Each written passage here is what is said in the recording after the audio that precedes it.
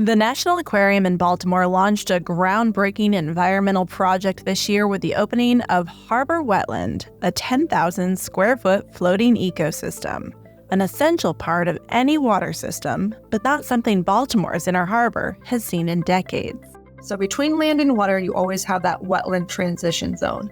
All of that was removed through the development as Baltimore grew. So we're thinking, 150, 200 years ago, it was all shallow water habitat near the Inner Harbor. It has since been dredged. So now the harbor is this really big box of really deep water. The $14 million initiative aims to restore the Inner Harbor's original Chesapeake Bay habitat and attract native marine species like blue crabs and oysters back into Baltimore's waters. But tidal wetlands do more than just that. They can also help prevent flooding.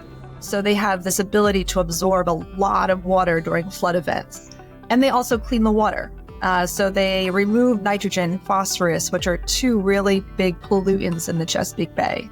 The innovative design features over 32,000 native shrubs and marsh grasses planted on recycled plastic matting. So we went through 3 different versions of floating wetlands that were about 200 square feet.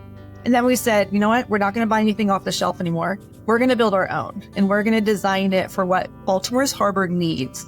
A sophisticated system of air-regulated pontoons and water circulation mechanisms mimic natural tidal movements while supporting the growing ecosystem. And then we thought, well, it's successful, so let's scale it up again. And that's where we ended up with Harbor Wetland. Beyond its environmental impact, Harbor Wetland will serve as an educational resource and perhaps inspire other post-industrial cities to do the same.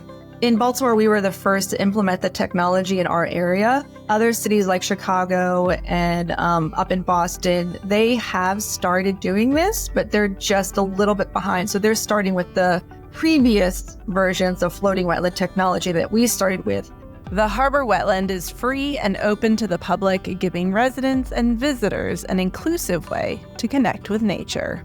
We wanted to maintain a free opportunity for people to experience traditional Chesapeake Bay wetlands and kind of go through that nature cleansing and a communal space where you can just sit and do nothing.